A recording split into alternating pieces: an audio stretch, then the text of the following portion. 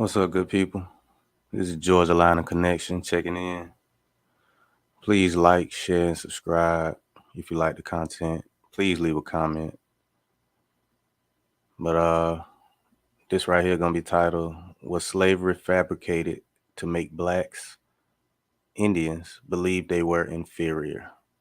I did a little research. I got a whole lot more research. There's a lot of content out there that be basically throwing way more than what I do, but I appreciate mine more because I'm actually getting a better understanding of it for my family, learning a little more history of myself and my people and what all they've been doing. I can't share, not much of it with you, but I got some stuff for you though. Break down this whole basically classification and how white and black, become the norm, which it never was, but now it is, you know. It came a long way, but the way this set up, this system is really set up to mess with your mind, make you think, like, hey, there is no history for you except across the waters. Fair use, allegedly, this is, what's being perpetuated, which a lot of people know is not true. Once you start talking to your family and learning a whole lot of stuff, it'll bring you in. It'll bring you into a whole nother world in the education system and just day-to-day life. Because the way I grew up, we all knew the same thing. Like, hey, we really weren't even on the black tip in school. Like, we ain't know nothing about that black and being African stuff. What we knew was, shoot, who my grandma is. Man, my grandma Cherokee. We don't know none of that other stuff. Even the teacher was rocking with us. So, hey, but we gonna see what it is, though. I'm gonna go ahead and get into this, though. First thing I'm gonna break down is part of the census. I had a whole lot more stuff coming, but I'm gonna go ahead and just make a quick video on this right here real quick. This right here is the 1860 census. Now, this was done in summer of 2006, volume 38, number 2, genealogy notes. Indians not taxed are not to be enumerated. The families of Indians who have renounced tribal rule and who under state or territory laws exercise the rights of citizens are to be enumerated. All right. Y'all can read it up for yourself. They talk about how they didn't have Indian as something to put on the list for the census. Because really, most people were state citizens. If you weren't a free white person, you wasn't going to get put on the census. So that's one of the main reasons people don't see their family on there. Unless, like I read in one of my books, a lot of people, mixed in or basically, formed a bond or a relationship, and cohabitated and made offsprings with foreigners. So, you had the half and half. Most people probably don't even know anything about that, besides from the brutal parts of how they were saying what these so-called white men were doing and everything. So technically that would make a lot of us white then. So, that's my thing. Shoot, if you want to reclassify yourself, you can say white. According to the narrative that gets pushed, allegedly, fair use, all that stuff. I don't need no strike, but that's just the way I see it. Calling me black, I know I'm not that. Then, hey, first class citizens is considered white. So, come on. If slavery happened the way it did, then I get that by default, don't I? Don't I get that status?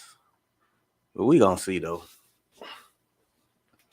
Now it said the instructions to enumerators for conducting the 1870 census are essentially the same as those for the 1860 census.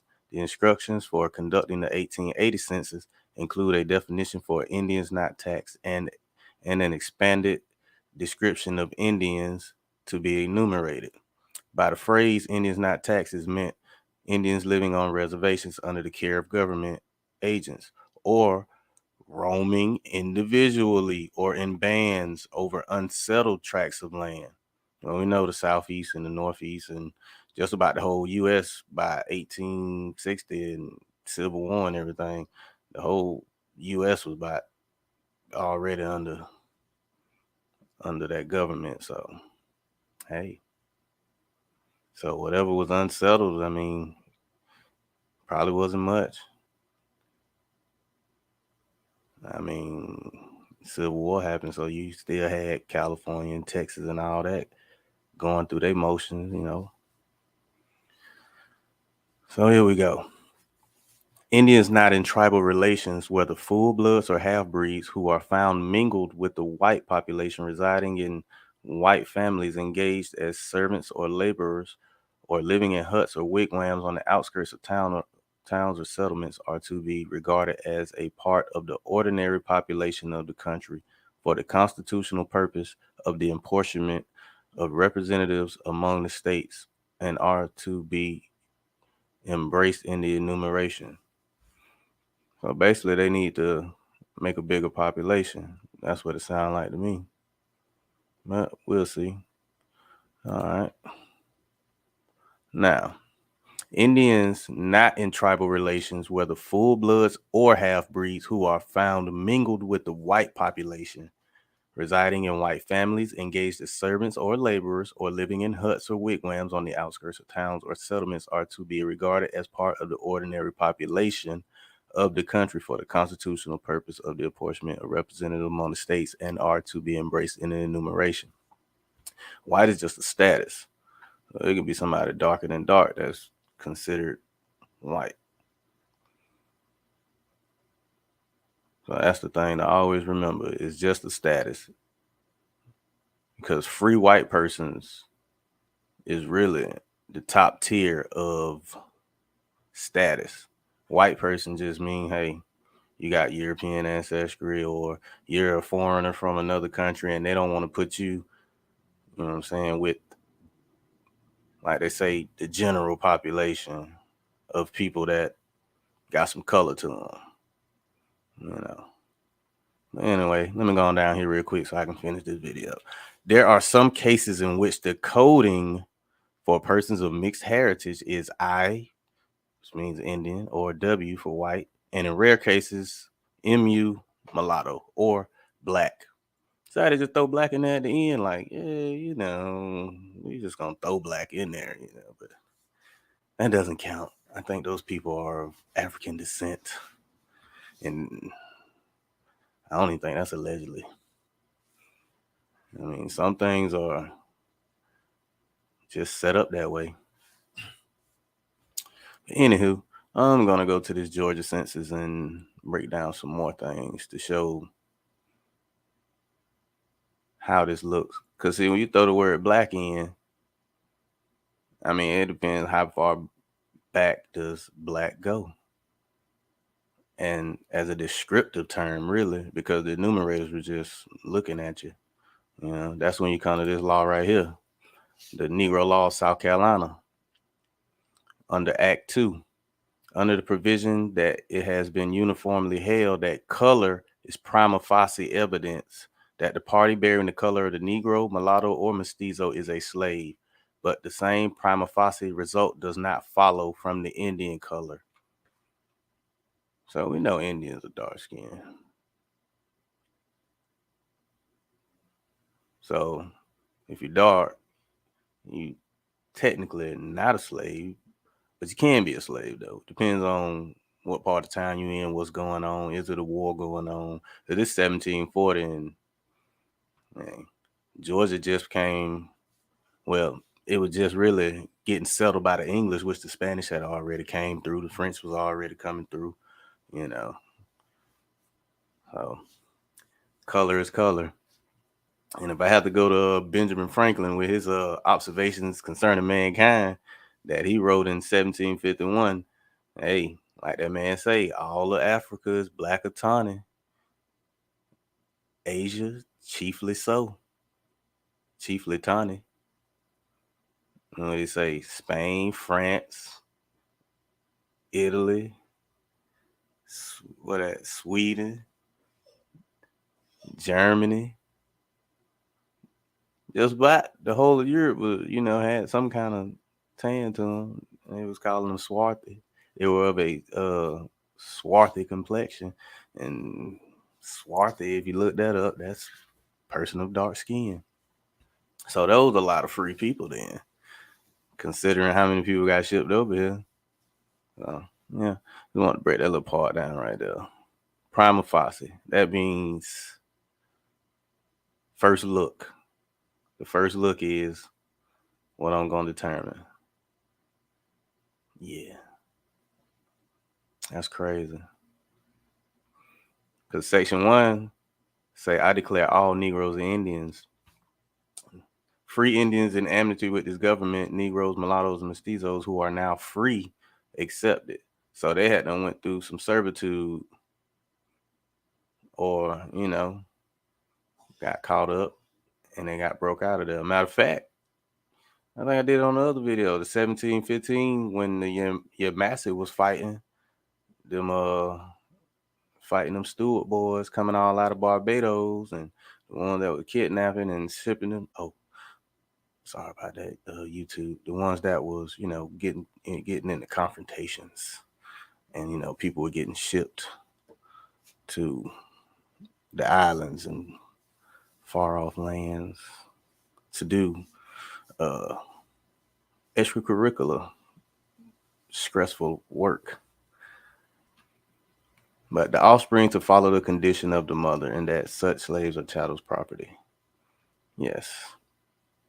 So, if you are now free, you're accepted. So you got to prove that you're free. But under the provision, it has been uniformly held that color is prima facie evidence that the party bearing the color of the Negro, mulatto, or mestizo is a slave. Now, as I go down to Section 4, it says the term Negro is confined to slave Africans, the ancient Berbers, and their descendants. If anybody know anything about the Berbers in North Africa, that's where a lot of lighter skinned people were taken out of the Middle East and all up through Europe. And I mean, basically the whole of Europe, a lot of people got shipped there, on some, standing too close to the water. Yeah. Because I think they were raiding towns and things of that nature, So, yeah. So I think that's a multitude of colors. It does not embrace the free inhabitants of Africa, such as the Egyptians, Moors, or the Negro Asiatics, such as Lascars. Mulatto is the issue of the white and a Negro. There we go. When the mulatto ceases and a party bearing some slight taint of African blood ranks as white is a question for the solution of a jury. So that means, hey, you can be as bright as you want to be, but hey, I don't know. All right. Try not to get a strike on YouTube. So, because, man, I went in on the video and now I got to try to figure out what part to cut out of it. And just to show, like, what that means when it says, when the mulatto ceases and a party bearing some slight taint of the African blood ranks as white is a question for the solution of a jury. It means this right here. This is in the Digital Library on American Slavery. Fair use. All right, these are race and slavery petitions. It's called, well, this subject on here is white affection for the enslaved. So Andrew G. Gordon, guardian of Adelaide G. Dawson, a minor, seeks permission to sell a slave named Bester and to use the proceeds to purchase 2 female slaves for the benefit of his ward, The plaintiff explains that Bester was raised in another state and is now in the upper part of the state of Georgia. That's basically in the mountains. And I'm going to get to that part too, about the mountain men. And that a change of climate would have about the same effect on him that it would on a white man, as Bester is a bright mulatto. Gordon purports that it is well known that our climate, with its hot suns and rains during the summer months, is much more relaxing to the system, and diseases, particularly ague and fever, and etc., are much more prevalent and violent amongst white persons than they are on black Negroes, while black Negroes are not so subject to diseases and death in this climate as white persons or bright mulattoes. He further states that 2 female slaves, by their natural increase, would add much more to the value of the property and all that stuff right there. Oh, fair use, fair use, fair use. That's a good one. Now let me get into my Georgia encyclopedia. This is 1860. And I'm going to read this whole thing, and you can actually look up the New Georgia Encyclopedia. It's right there. All you got to do is look up Georgia, what is that, History and Archaeology, Antebellum Era, which is 1800 through 1860, and the Antebellum Topics. Now, this is how this breaks down, because the topic of this segment is, was slavery fabricated to make blacks, aka Indians, feel inferior or think they were inferior? I mean, once you get to thinking, and feelings do get involved. Now, Georgia, uniquely situated among southern states on the eve of the Civil War, played a vital part in the formation of the Confederacy. A geographic linchpin that linked Atlantic seaboard and deep South states, the Empire State was the second largest state in area of the Mississippi River. Virginia was larger until West Virginia broke away in 1861, and the second largest deep South state. Only Texas was larger. Texas was already in there. In population, enslaved and free, Georgia was the largest in the Deep South, both geographically and demographically. Georgia encompassed as much diversity as any other Confederate state, and these factors had an important impact on how the state experienced the war years and what it contributed to the Southern war effort. All right. I'm just going to skip through a whole lot of stuff, because if you want to, you can read it. It's on your local internet, well, on your World Wide Web. Now, check this out. This is 1860. Georgia population is 1 million residents. It's the first time in 1860. All right. Now the census, 591,000, 56% white, and nearly 466,000, 44% were black. Now, I don't want to have to go back to the other page to tell you that South Carolina laws went down to Georgia laws too, because it's the way they did things. I mean, one for all and all for one. So that's just basically how it went. States passed on the same laws to try to stay in uniform with each other, because, hey, we're United States, you know? Yeah. So, now, and we know from the census what black really could mean.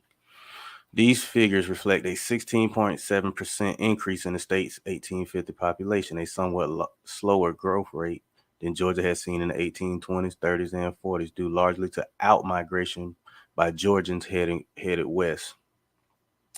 Yeah.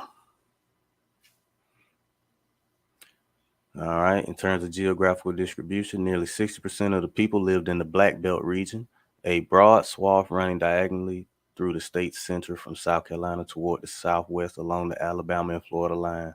The vast Pine Barrens or wiregrass region of southeastern Georgia was the state's most sparsely populated area, with only 5.6% of the state's total population. The narrow strip of 6 coastal counties had about the same percentage of the population as the southeastern counties, though concentrated in a far smaller area. The upcountry and mountain counties together claim nearly a third of the populace, and there's a reason why. Enslaved African Americans outnumbered whites in both the Black Belt and the coast, making up 55% in the former and 59% in the latter. Those are a lot of people. So how is it a population of, well, I guess it's just in that one little spot in the Black Belt. About a fourth of the wiregrass and upcountry counties' populace consisted of enslaved people, and only 13% of mountain residents were enslaved. Like the rest of the South, Georgia remained overwhelmingly rural in the mid 19th century, averaging a population density of fewer than 16 people per square mile. In 1860, nearly 8% of Georgians lived in towns or cities of more than 2,000 people, up from 4.6% in 1850. Savannah remained Georgia's largest city, as it had always been, with the highest concentration of enslaved people. Support city, of course, you're going to have a whole lot of enslaved people. All right, 22,000 residents. Augusta, the second largest, with 12,000. Columbus, 9,000. Atlanta, 9,000. And Macon with 8,000. Enslaved African Americans made up roughly a third of all these cities' populations, except Atlanta, where only 1 in 5 residents were enslaved. Free blacks made up a mere 0.3% of the state's black population in 1860, and they were concentrated largely in urban areas, especially Savannah and Augusta. Wow.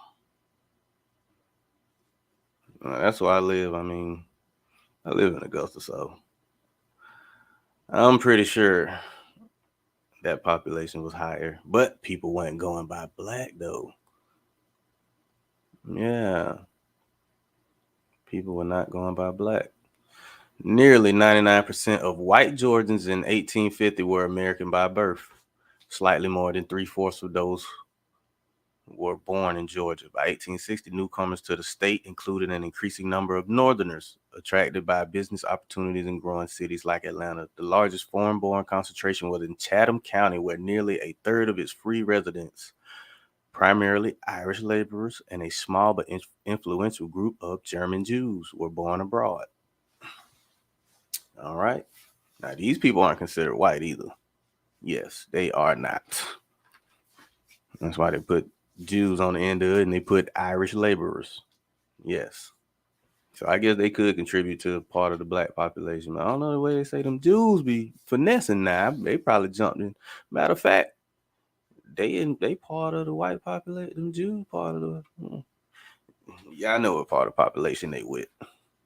So hey, yeah, what it is, we're gonna keep going. Class and wealth. Georgia remained a sharply divided society in terms of wealth and resources, with a pronounced hierarchical social structure dictated by the institution of slavery. Although more than 60% of white families in the state did not hold people in slavery, the 37% who did, and especially the small tier of large planters, skewed the average to suggest that Georgia was among the wealthiest states in the Union. Yeah, because there was too many free people. You got all them free people, man. There's too many free so-called slaves. And it's just a high population. I mean, everybody ain't no slave. 400,000 people. Man, that sound like a working population of people that probably ain't got many rights, allegedly. You know, fair use in this though. Fair use, fair use.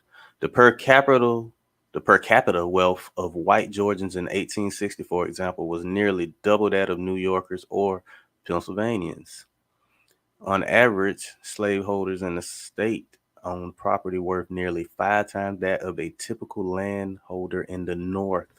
Enslaved people in Georgia were worth more than 400 million in 1860 and accounted for at least half the state's wealth. Total wealth. All right, now let's see what that say. The 60% of white families in the state did not hold people in slavery. All right, so 6% of that 500 something thousand, 6% of that'll be what? Shoot, that like 300 and something thousand people that don't got slaves. All right.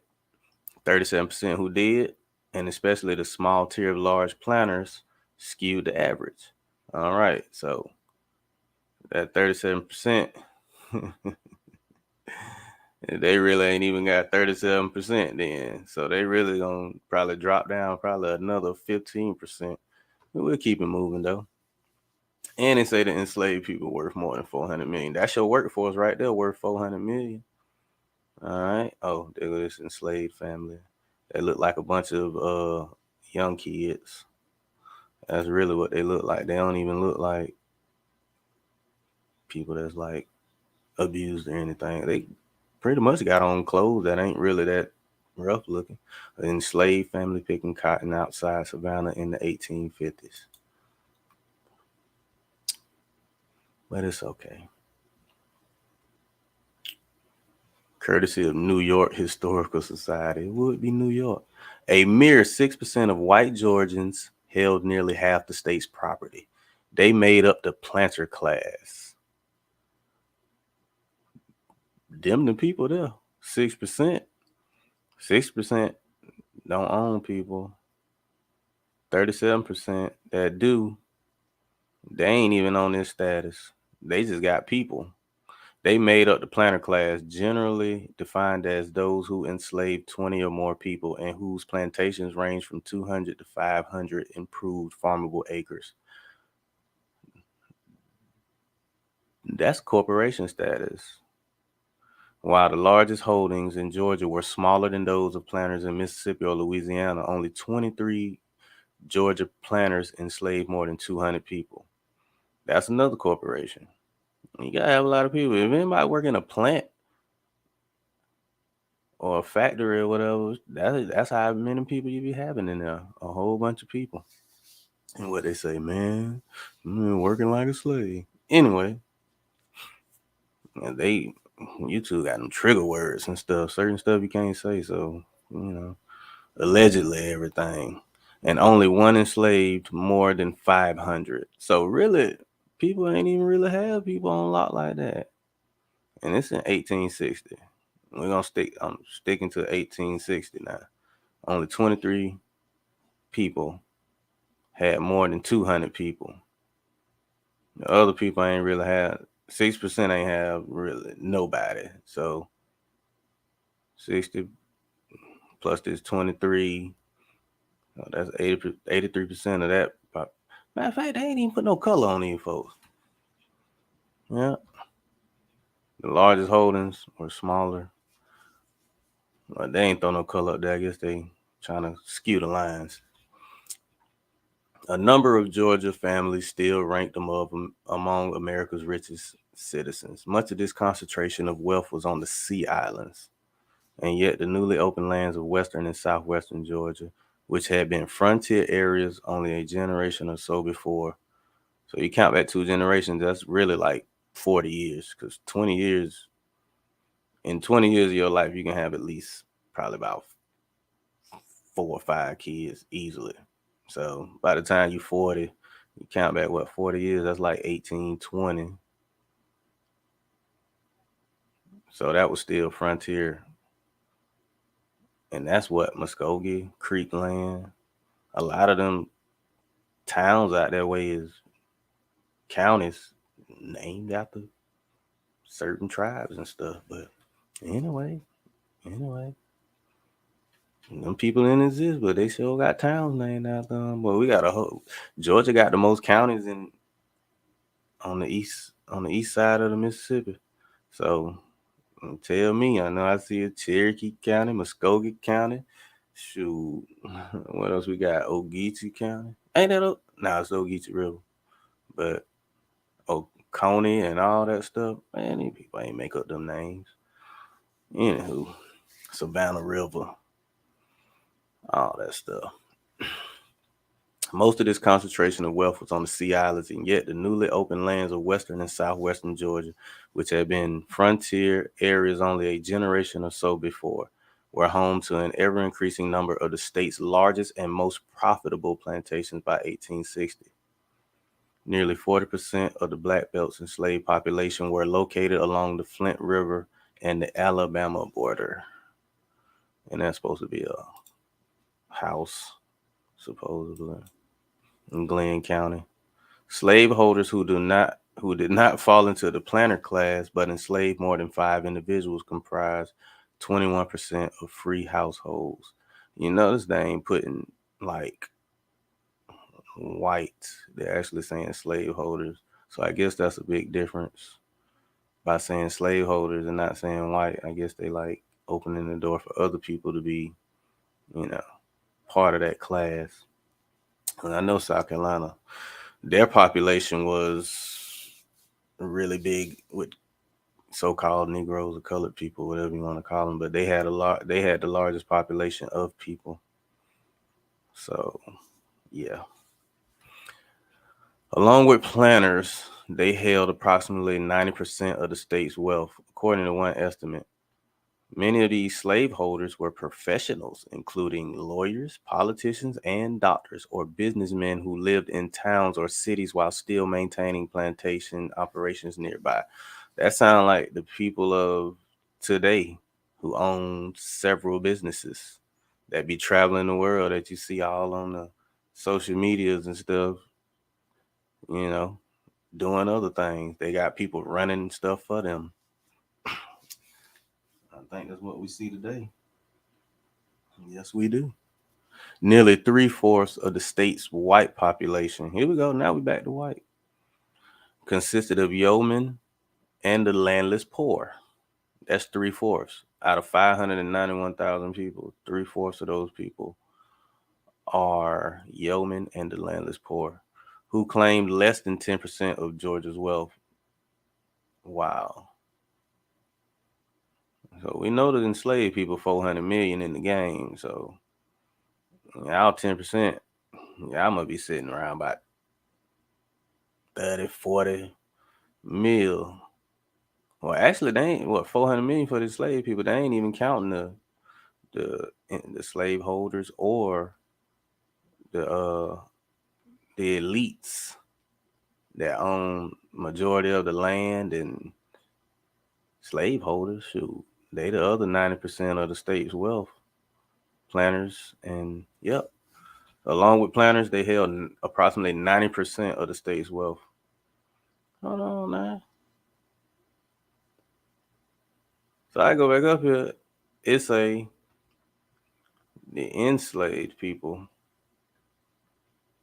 were worth. Hold on. I ain't gonna lie. They say these people worth 400. So how we get to this? Enslaved people in Georgia were worth more than 400 million. Okay. All right. We gonna see. So that's just from the labor they do. Their labor is worth 400 million. Now, nearly three-fourths of the state's white population consisted of yeomen and the landless poor who claimed less than 10% of Georgia's wealth. The yeoman class included farmers who enslaved fewer than 5 people, and for the most part, fewer than 100 acres of improved land. Well, that sounds like what they say about the people who just really just got a family, ain't it? But I digress. Yes, fair use that. Allegedly. Many such residents were concentrated in the less productive mountain counties and the wiregrass region. Now, I done read that 13% of the enslaved people, were in the wiregrass region, the mountain. These areas were also home to many dirt or subsistence farmers who raised just enough to support their families but nothing of any commercial value. The number of landless whites increased over the antebellum period and made up nearly half of the white populace by 1860. Many of these were farm tenants who made up as much as 40% of the agricultural workforce in some of the state's more marginalized counties. Others were sons waiting to inherit land from their fathers, laborers who drifted from one county to another looking for work, or overseers hired to manage large plantations. It sounds like Django. Yep. Agriculture. Nearly 75% of Georgia's white male populace between the ages of 20 and 70, and more than 90% of its enslaved populace were directly engaged in agricultural pursuits in 1860. And as noted above, the vast majority of the state's productivity and wealth grew from its plantation economy. Cotton remained king.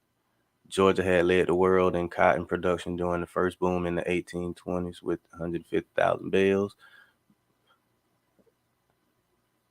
In 1826, later slumps led to some agricultural diversification. Nevertheless, Georgians raised 500 bales in 1850, second only to Alabama, and nearly 702,000 bales in 1860, behind Alabama, Mississippi, and Alabama. All of these states were beneficiaries of another boom in cotton prices in the late 1850s.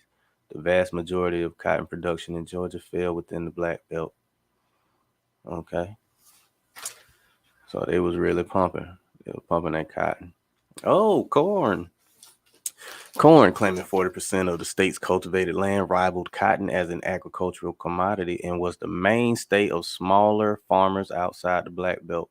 Much of that corn was grown to feed hogs, with more than 2 million raised throughout the states in 1860. As a result, pork was the most consumed meat by Georgians, black and white, as was true for most antebellum Southerners. Hogs and other livestock were raised in the mountains and in the wiregrass and sold to plantation markets as the most viable cash commodity produced by small farmers.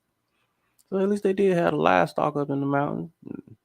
That's pretty good. On the coast, rice continued to be amongst the most lucrative of crops, and Georgia trailed only South Carolina as the nation's largest rice producer. After a lag of several decades, rice made a dramatic comeback in the late antebellum period, moving from 39 million pounds produced in 1850 to more than 52 million pounds 10 years later. A number of secondary crops, including tobacco, wheat, and oats, and sweet potatoes, were grown in abundance throughout the state. More sweet potatoes were grown in Georgia than anywhere else in the world in 1860. Industry. Let's get to that industry. Yes, yes, yes. This is how we get to what really happened with industry. Because this is right before like a couple weeks or something, months or something before the Civil War. So industry. The most pervasive forms of industry in late antebellum Georgia remain those most closely tied to agriculture, including the grist mills and sawmills that produce the flour, cornmeal, and timber consumed both locally and in ever widening markets within the state. The combined value of flour and meal total more than 4.5 million, according to the 1860 census, more than any other manufactured product in the state. Southerners campaigned to bring cotton mills to the cotton fields rather than sending their cotton off to New England up north, began in the 1810s, and early efforts at building textile mills in Georgia took place in the 1820s and 30s. But it was only in the 1850s that the industry came of age, fueled both by the cotton boom of that decade and by more efficient applications of steam and water power in fall line cities like Augusta, Columbus, and Macon, as well as in smaller communities like Athens, Roswell, and Sparta. In 1860, Georgia led the South in the number of textile workers, with 2,800, more than half of them female, employed in 33 mills. The lumber industry also experienced a boom in the 1850s with pine and cypress products, accounting for an annual worth of 2.4 million.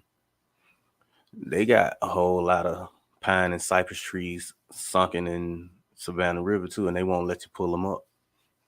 You pull them up, you're going down. They're gonna put them cuffs on you. But yeah, they say it's if you pull them up, you're gonna disturb the ecosystem, which it ain't nothing but a bunch of uh whatever them little things is that grow up out the water, look like sea moss or something. Either way, it's a lot of them down there.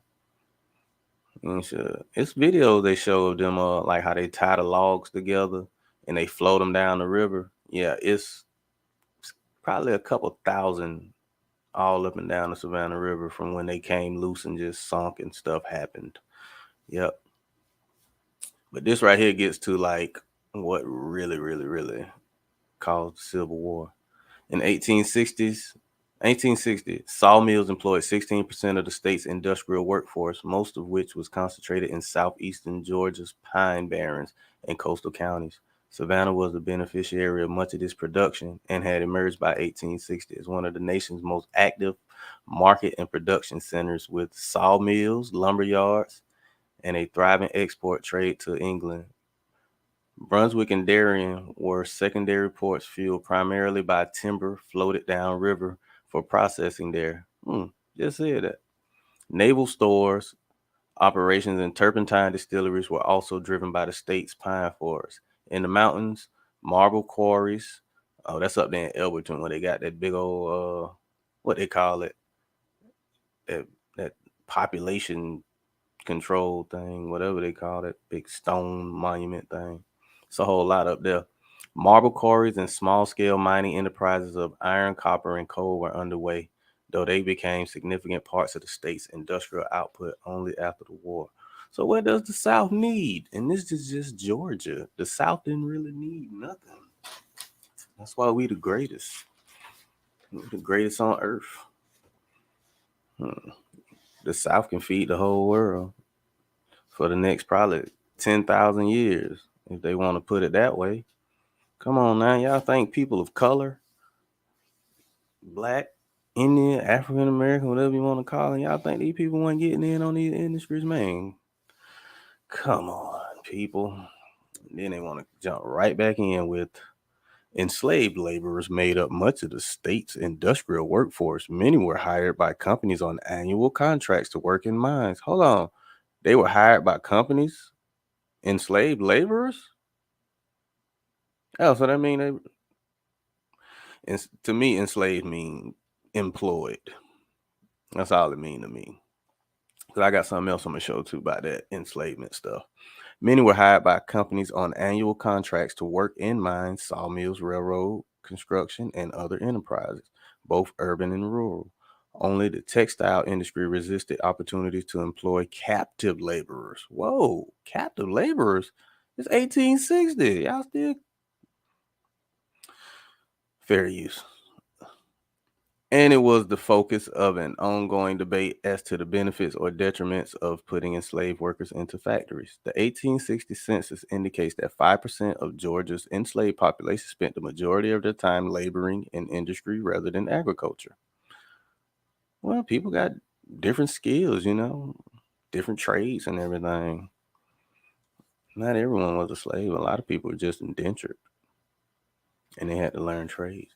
Among the most important developments that would shape the war in Georgia was the dramatic expansion of railroad tracks in the state during the 1840s and 50s. By 1860, the state had the most extensive system of rail lines in the Deep South and was second only to Virginia in the South as a whole. 18 railroad companies had constructed 1,400 miles of track at a cost of more than $26 million in private and public funding. These lines were vital to the state's economic and industrial expansion and had much to do with driving Atlanta's rapid growth as well as its strategic importance during the war.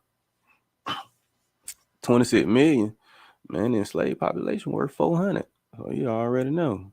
Come on now. This lady. Yeah. I'm not even gonna go through all that. Let me stay to what I'm doing. I think I can find this other petition real quick. This is a trip. The way they set this stuff up. Yeah, this is race and slavery petitions. It's so many things on here to look up.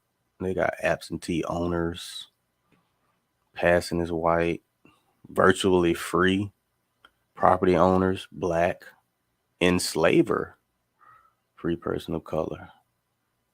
Yes, it goes down. You have insurrections.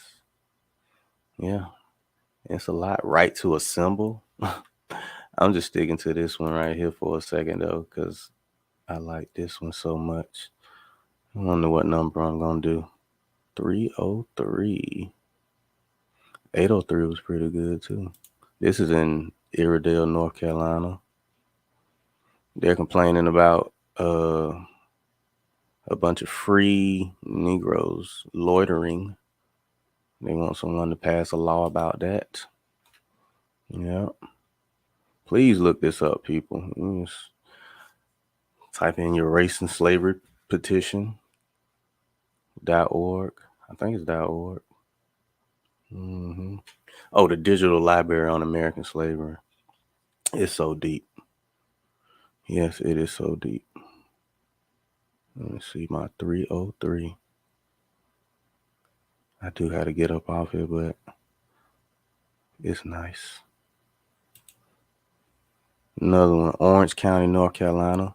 32 citizens of Orange County complain about slaves being present during muster calls and at elections. They purport that the unavoidable tendency of musters and elections to produce a distraction in the mind of slave is a matter of general observation, and they make him obstinate and sulky, sometimes indignant, and very frequently full of melancholy reflections upon that hard destiny which deprives him of the privileges of a free man and obliges him to labor for another. Moreover, slaves have opportunities to discuss plots of rebellion on such occasions.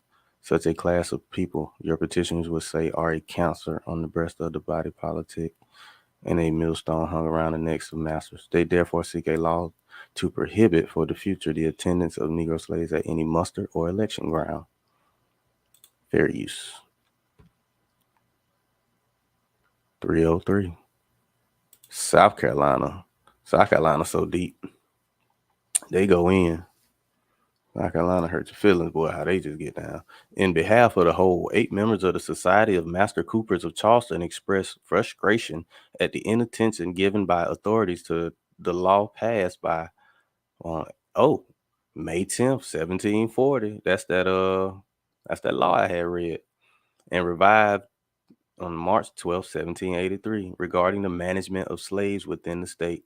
At present, as well as for considerable time past, they observe the slaves of Charleston have been privileged, although illegally, to sell, traffic, and barter, as well as to carry on different trades and occupations, free from the direction of superintendents of any white person, whatever. They further declare that the black mechanics and tradesmen work to their own emolument and the great and manifest injury of the mechanical part of the community, selling their commodities and working at their trades much lower and at much cheaper rates than those persons who are privileged by their citizenship. The petitioners believe such privileges encourage Negroes and all that stuff of doing their own thing. I don't know why you two tripping so hard. I ain't try to throw people under the bus or nothing. I mean, it's just what was going on at the time. Yeah. And then this one right here, this is in Orangeburg. The citizens are, a little frustrated because they are opposed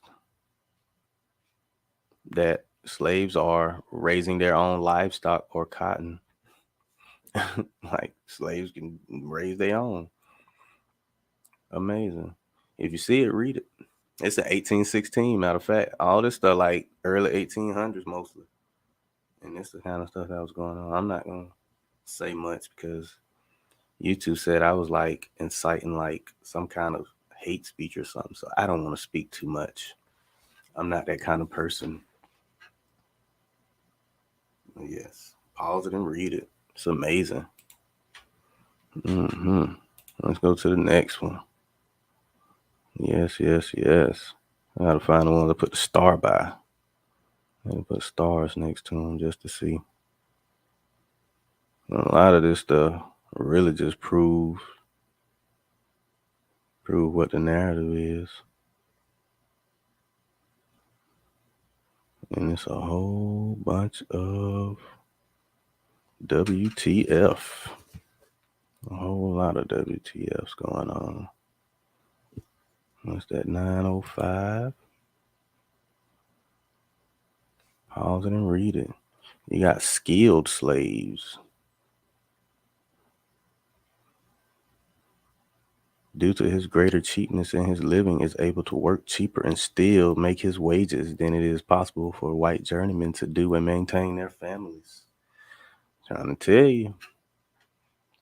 And that was the problem that Benjamin Franklin was talking about, that the labor in America was way cheaper than the people in Europe. So therefore, it would be harder for them to come to, let's say, the colonies and find work. So therefore, Manifest Destiny was for them to go out west because there wasn't nothing in the south or northeast really for them. That was the point of them going that way. Hey, like, we cool with these people already. We tired of fighting with them. We don't want to go through this no more. We trying to be cool for our survival. So therefore, send them new people the other way, so we can get, stay where we at over here. This was all the fertile land that, you don't hear nothing about no farming going on west of the well, out west mostly. Ain't really nothing out there. Desert. The U.S. literally has a desert out there.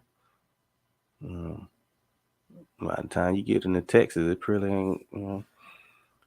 Texas ain't even really farmland like that. It's really around like between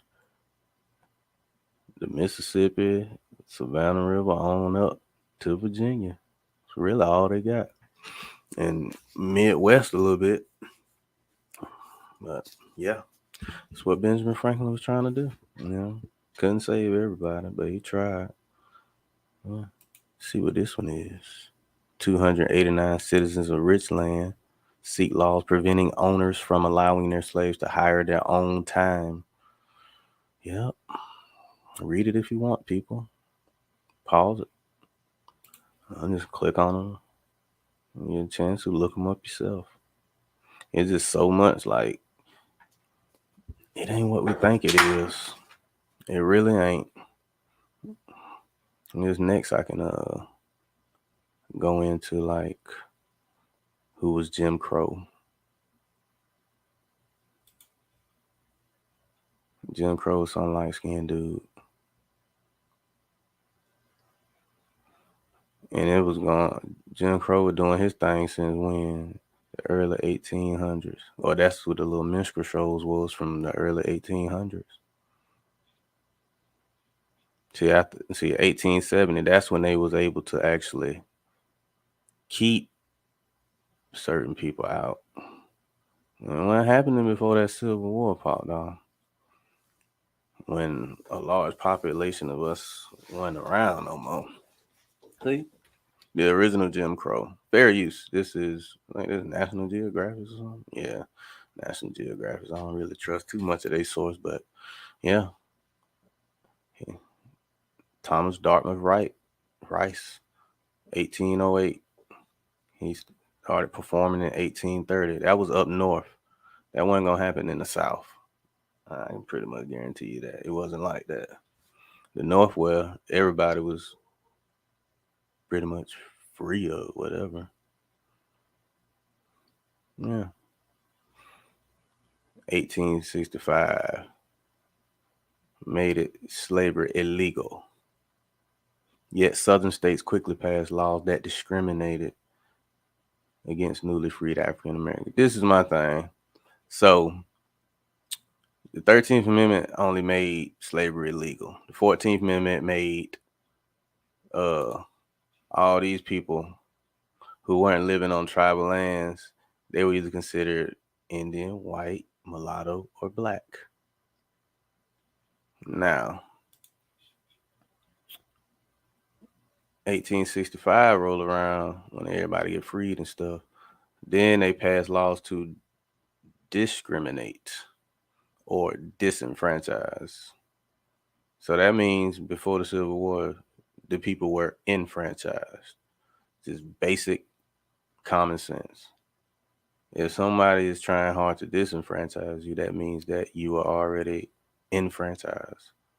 So having that mentality of, man, oh, this really happened is like, no, man, no.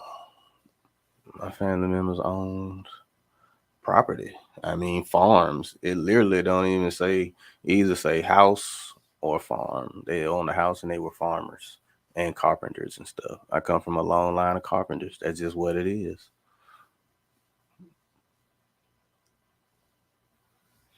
Now, break down segregation, which began in the 1890s.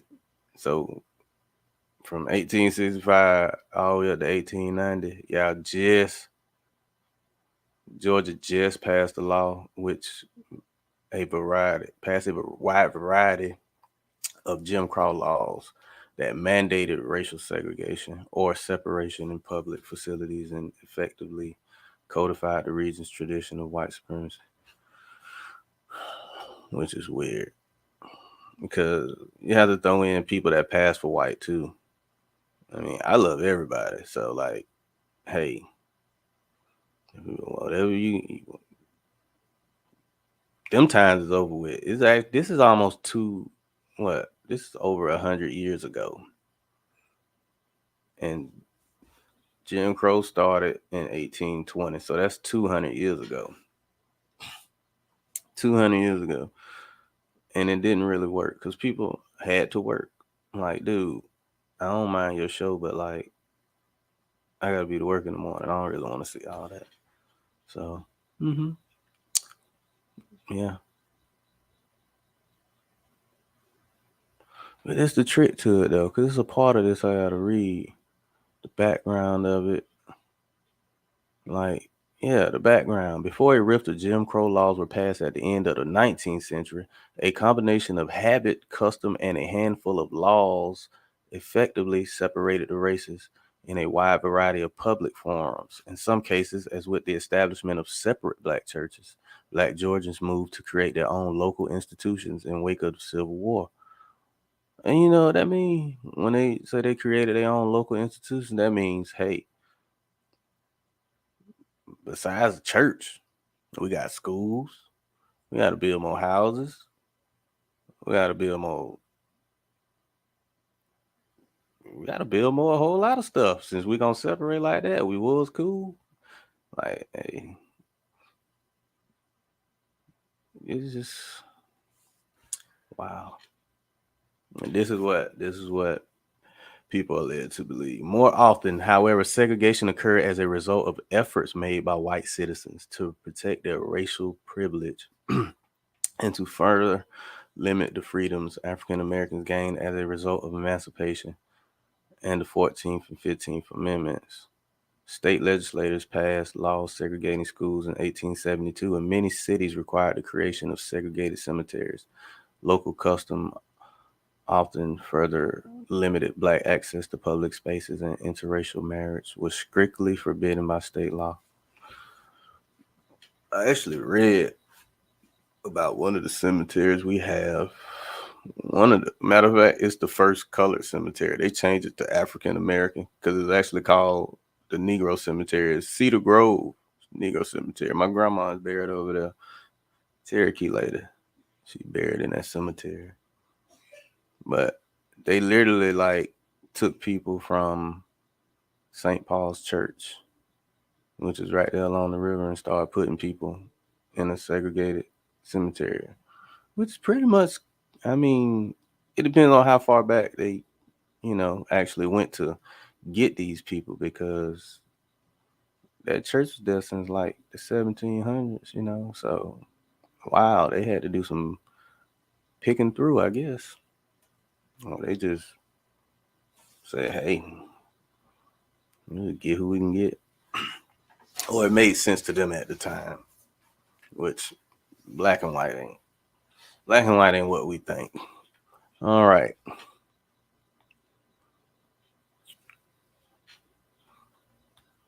Despite such prohibitions, blacks did enjoy a measure of freedom in the 1870s and 80s that would be lost only in the 1890s and not be restored until the second half of the 20th century.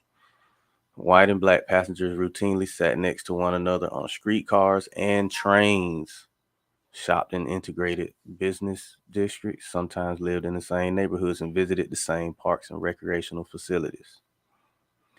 Beginning in the 1890s, however, a number of conditions contributed to the development of a more pervasive system of racial segregation. Come on now. They telling you what the plan was because it didn't work. The segregation was not working. And it's in 1890. People were still getting along. Both the widespread belief in scientific racism and the subjugation of non-white peoples in the Philippines, Hawaii, and Cuba as a result of the Spanish-American War. And that's when they were taking all them territories back from Spain, the people that they were Catholicizing or Catholicizing. They had to break them people up out of that.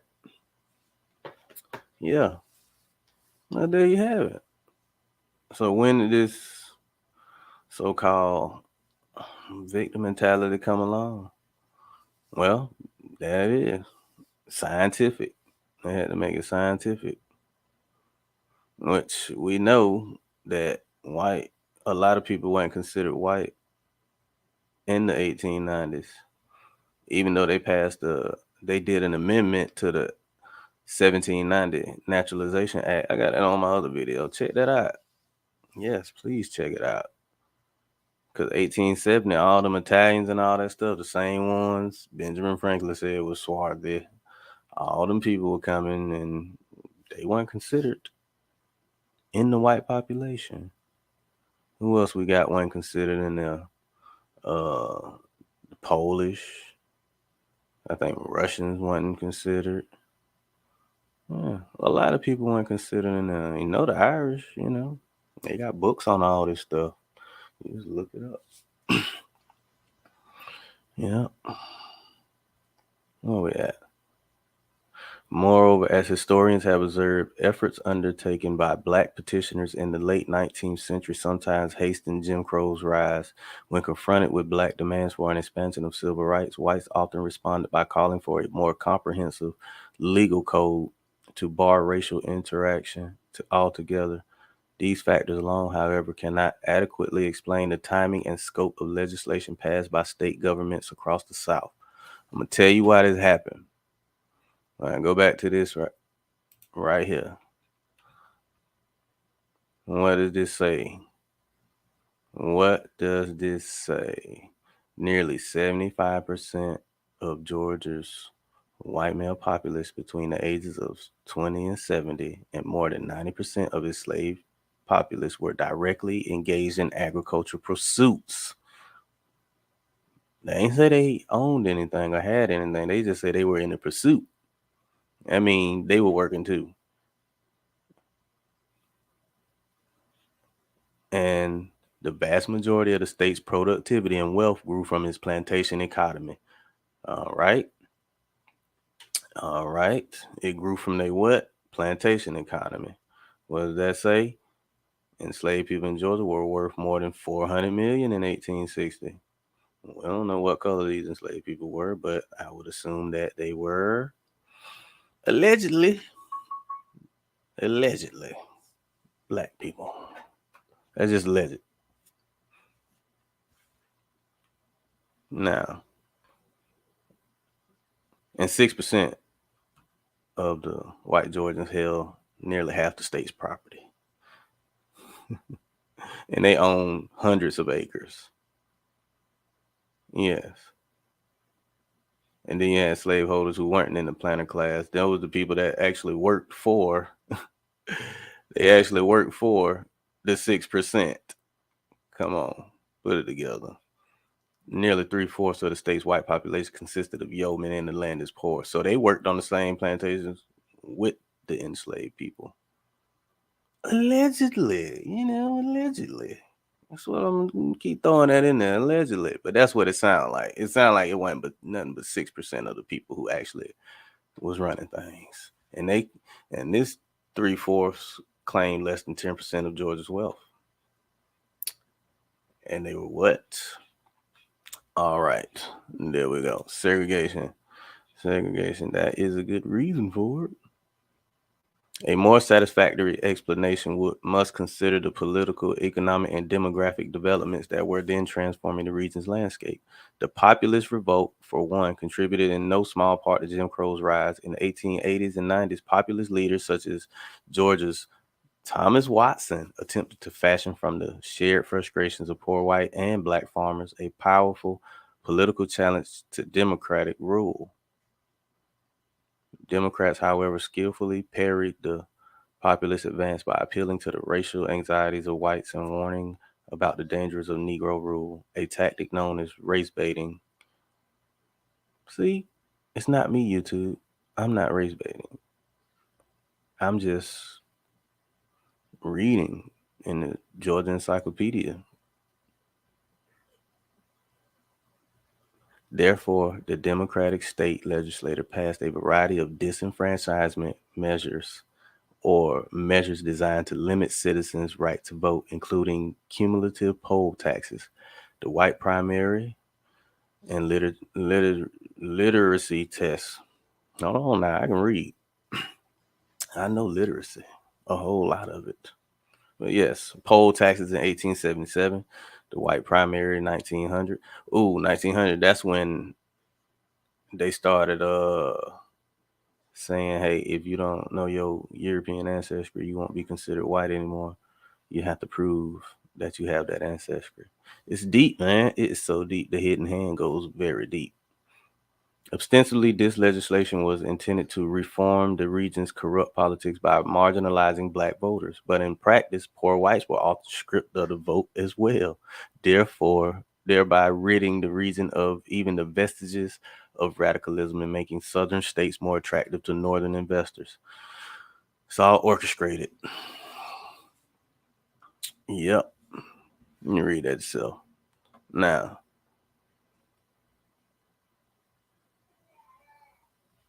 that's how the game go. And get what? Jim Crow didn't even begin until when? Because they saying 18, well, Booker T. Washington. He began his address at the 1895 Cotton States and International Exposition in Atlanta. That's when they was doing all that stuff. Colored waiting room. hmm I think it's on here somewhere when they say when segregation actually really, really, really worked. Because it really didn't. It really didn't work too well until like what 1917 or something like that. And yeah, it's stuff, It's something to do a little commentary on. Yeah, it tell you about what they were doing. And look, hey, I don't care what YouTube try to scrape me with. Look, y'all, it ain't what you think it is, man. It really ain't. You can call it black, whatever you want to say, African American, whatever. Man, we been had our foot in this. We been here doing this. It ain't nothing new. It is nothing new. You see what it say? They resorted to what? To maintain the region's what? System between 1882 and 1930. Come on, man. But when you go back before 1860, before the 1716, all of that, man, come on, man. This culture is built off of us. Everything in America we put into effect. Read it. Read the New Georgia Encyclopedia, and it'll tell you what it is. They can't talk about the U.S. without talking about us. They can't talk about the world history without talking about us. It's just the way it's gonna go. Everything ain't gonna say, "Oh, well, the United States. You know who built it?" Which I did. Just stood there and watched. No, you weren't here. You came later. Yeah, that's the way that is. We so kind-hearted. We don't even. I don't know. We'll get it together. It's coming together. It is. I don't know. I'm just talking. But yeah, it's real though. Like I always been told, hey, it ain't what they call you, it's what you answer to. And that's why I titled it what it is. Because, man, ain't no way. Ain't no way. Look at that. What they call it? The richest Negro street in the world. Come on, man. What is y'all talking about? What year it was? 1956? Oh, no. It wasn't from 1956, probably, but come on now. I done told you what it is already. I ain't gonna tell you no more. Like all this stuff was it was concocted. And YouTube better not scrap me because I ain't even talking about nothing.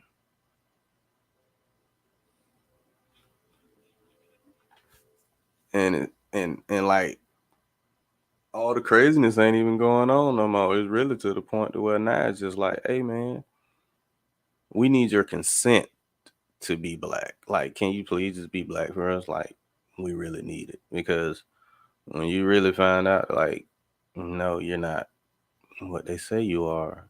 You're truly really an Indian not taxed because you're not supposed to be taxed in this government. You don't have to consent to none of it, especially when you weren't brought over here like the way they say. I'm gonna leave it alone though. I just like what I read though,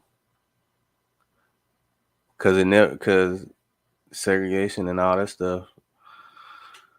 It certain places it didn't work. Then you got people who pass for white. That's the main part. Like I think we know about J. Edgar Hoover already. So man, it goes deep. It goes really deep. But yeah, check that internet and see what's going on, man. We're getting it in. I'm good though. Like this right here, this Carthage, Tennessee. Thought Carthage was a part of North Africa. Well, it really is not.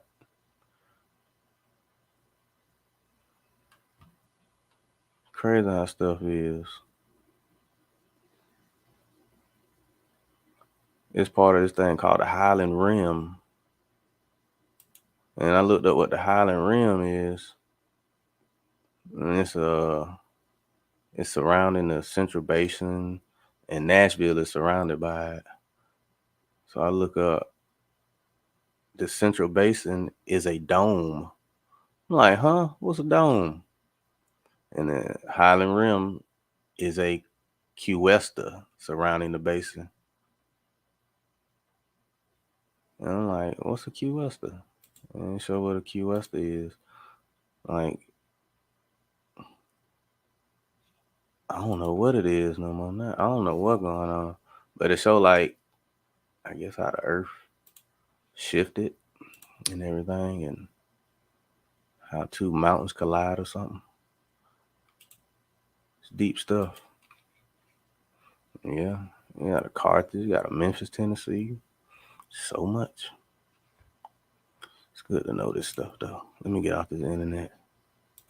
I appreciate y'all for watching. Hopefully we'll be able to get it in again together. Appreciate y'all. Y'all take it easy. Please like and subscribe too. Leave me a comment, man. I like that. You appreciate it. Like, put a 1 in the comments for me or something, man. Let me know what's up. Peace. Georgia Line of